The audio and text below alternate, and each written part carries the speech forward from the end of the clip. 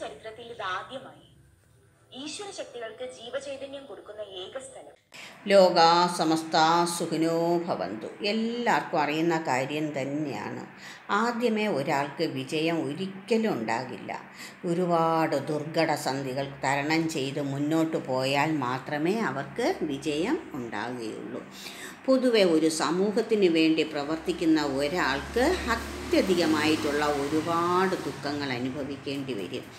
ആദ്യമായിട്ട് അവർ പ്രവർത്തിക്കുമ്പോൾ അവർക്ക് കിട്ടുന്ന അവഗണന മാത്രമായിരിക്കും.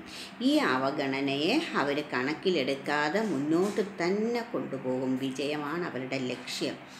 രണ്ടാമത് അവർക്ക് കിട്ടുന്നത് പരിഹാസമായിരിക്കും. ഈ പരിഹാസത്തിലൂടെ അവർക്ക് വിജയം കണ്ടെത്താൻ ഒരിക്കലും കഴിയില്ല എന്ന് വിചാരിച്ചിട്ടാണ് അവർ പരിഹാസം ഉണ്ടാക്കുന്നത്. ഈ പരിഹാസത്തിലൂടെ നമ്മൾ തളരുകയും വേദനിക്കുകയും വിഷമിക്കുകയും ചെയ്യുന്നത് അവർക്കൊരാനന്ദമാണ്. ലക്ഷ്യം മുന്നിൽ കാണുന്ന ഒരു വ്യക്തി, തനിക്ക് ലക്ഷ്യം ഉണ്ടാവണം എന്നാഗ്രഹിക്കുന്ന ഒരു വ്യക്തിക്ക് ഈ അവഗണനയോ ഈ പരിഹാസമോ കണക്കിലെടുക്കാറേയില്ല.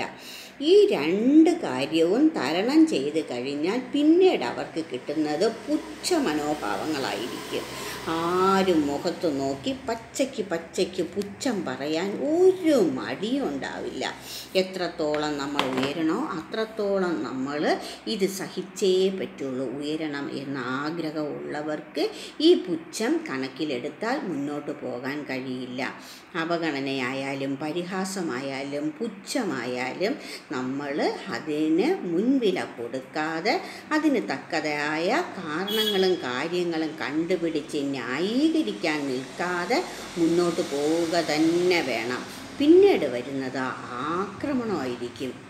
നമ്മൾ ലക്ഷ്യസ്ഥാനത്ത് എത്തി എന്ന് ബോധ്യം വരുമ്പോഴത്തേക്കും പിന്നെ ഒരു കാരണവശാലും ജീവിക്കാനേ സമ്മതിക്കില്ല. എത്ര തരത്തിലും അവരെ ആക്രമിച്ച് കീഴ്പ്പെടുത്തി അവരെ നാട് കടത്തി വേദനിപ്പിച്ച് അഭിമാനത്തിന് അല്പവും പോലും വില കൽപ്പിക്കാതെ സർവനാശങ്ങളും ഉണ്ടാക്കുന്നതിന് വേണ്ടി ഇവർ തുനിഞ്ഞിറങ്ങിയിരിക്കും. പക്ഷേ ഇച്ഛാശക്തിയുള്ളവർ അല്ലെങ്കിൽ നല്ല ആത്മാർത്ഥതയോടെ മുന്നോട്ട് പോകുന്നവർ ഈ പ്രശ്നങ്ങളെ എല്ലാം തരണം ചെയ്യുക തന്നെ ചെയ്യും. ആർക്കും ആരോടും പരിഭവമില്ലാതെ, ആർക്കും ആരോടും ഉപദ്രവമില്ലാതെ, ആരെയും വേദനിപ്പിക്കാതെ തൻ്റെ ലക്ഷ്യം പൂർത്തീകരിക്കാൻ അവർ സ്വയം ഇത് മുഴുവനും സഹിക്കും. എല്ലാ തരത്തിലുള്ള അവഗണനയായാലും പുച്ഛമായാലും ആക്രമമായാലും ആക്രമിക്കാൻ ഒരു ബുദ്ധിമുട്ടും ഉണ്ടാവില്ല. ആക്രമമായാലും പരിഹാസമായാലും അവർ സഹിക്കുക തന്നെ ചെയ്യും. കാരണം അവർക്കിതൊരു വിഷയമേ അല്ല. ഈ കാണിച്ചു കൂട്ടുന്ന ആൾക്കാർ തന്നെ അവർക്ക് പത്തി മടക്കി പിന്നോട്ട് പോകേണ്ട അവസ്ഥയിൽ കൊണ്ടെത്തിക്കും. അങ്ങനെയുള്ളവർക്ക് മാത്രമേ വിജയം കൈവരിക്കാൻ കഴിയൂ. ഏതൊരു വ്യക്തിയും മുന്നോട്ട് കുതിക്കണമെങ്കിൽ, മുന്നോട്ട് വളരണമെങ്കിൽ, മുന്നോട്ട് ഉയരണമെങ്കിൽ ഇതുപോലുള്ള പ്രതിസന്ധികൾ തരണം ചെയ്തേ പറ്റുള്ളൂ. ചില ആൾക്കാർ പകുതി വഴിയിൽ തന്നെ കളഞ്ഞിട്ട് പോകും. അവർക്ക് ലക്ഷ്യസ്ഥാനത്തെത്താൻ കഴിയില്ല. ഒന്ന് അവഗണിക്കുകയോ ഒന്ന് പരിഹസിക്കുകയോ ഒന്ന് ആക്രമിക്കുകയോ ഒന്ന് പുച്ഛിക്കുകയോ ചെയ്താൽ അവർ ആ കിട്ടുന്ന മഹാഭാഗ്യത്തിന് അവിടെ ഉപേക്ഷിച്ചിട്ട് പോകും. അവരെ നമുക്ക് ഒരിക്കലും നന്മയുടെ വഴികാട്ടിയായി നമുക്ക് കണക്കിലെടുക്കാനേ പറ്റൂല. ഒരു കാര്യവും നമുക്ക് ഒരിക്കലും ഈസി ആയിട്ട് കിട്ടും, എളുപ്പത്തിൽ എടുക്കാം, കുറുക്കു വഴിയിലൂടെ നേടാം എന്ന് മാത്രം ചിന്തിക്കണ്ട. ആരെയും സമൂഹം ഇന്നതുവരെ ഒരു സമൂഹവും ആദ്യം അംഗീകരിച്ചിട്ടുമില്ല, പ്രോത്സാഹിപ്പിച്ചിട്ടുമില്ല.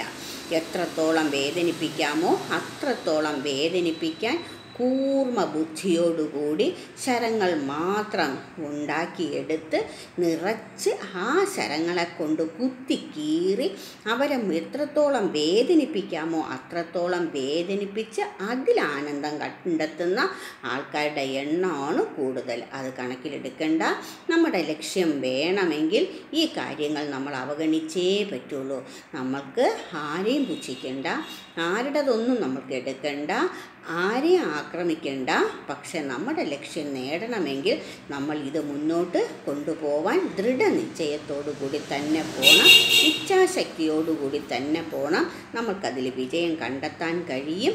ഈ ഗുണങ്ങൾ ഉള്ള ഒരാൾക്ക് മാത്രമേ വിജയത്തിലെത്താൻ കഴിയൂ. ആരെങ്കിലും പരിഹസിച്ചെന്ന് പറഞ്ഞിട്ടോ ആരെങ്കിലും വേദനിപ്പിച്ചു എന്ന് വിചാരിച്ചിട്ടോ പിന്മാറുന്ന ഒരാൾക്കും വിജയം കിട്ടില്ല. ഇത് നമ്മുടെ കൂടെ ഉള്ളതാണെന്നും ഇത് അവഗണിക്കേണ്ടതാണെന്നും ഇത് കൂട്ടിച്ചേർക്കാനുള്ളതല്ലെന്നും നമ്മൾ തന്നെ മുൻവിധി എഴുതി മുന്നോട്ട് പോവുക. എല്ലാ ഭാഗ്യവും നമുക്ക് കിട്ടും, എല്ലാ ഭാഗ്യവും നമുക്ക് എടുക്കാൻ കഴിയും. ഈ മഹാഭാഗ്യം മറ്റുള്ളവർക്ക് കൊടുക്കാനും കഴിയും. ദൃഢനിശ്ചയത്തോടെ മുന്നോട്ട് പോവുക. ഈ 4 കാര്യങ്ങളല്ല, അതിനേക്കാളും കൂടുതലുള്ള കാര്യങ്ങളുണ്ട്. പ്രധാനമായിട്ട് ഈ 4 കാര്യങ്ങളെ പൂർണ്ണമായി അവഗണിക്കുക, പൂർണ്ണമായിട്ട് തന്നെ ഇതിനെ ഒഴിവാക്കുക.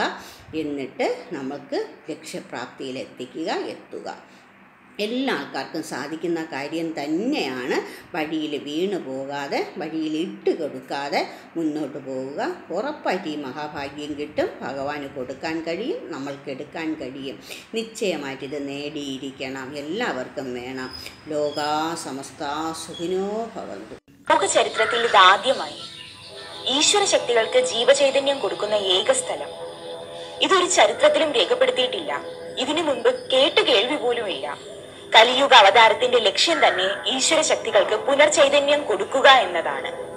ഇതിലൂടെ മനുഷ്യർക്കും എല്ലാ ജീവജാലങ്ങൾക്കും എല്ലാത്തിനും ഇത് പരമമായ സത്യമാണ്. അനുഭവത്തിൽ മാത്രം വിശ്വസിച്ചാൽ മതി. ഇതാ മഹാ അത്ഭുതങ്ങൾ ഭാരതീയമ്മയിലൂടെ എത്തുന്നു.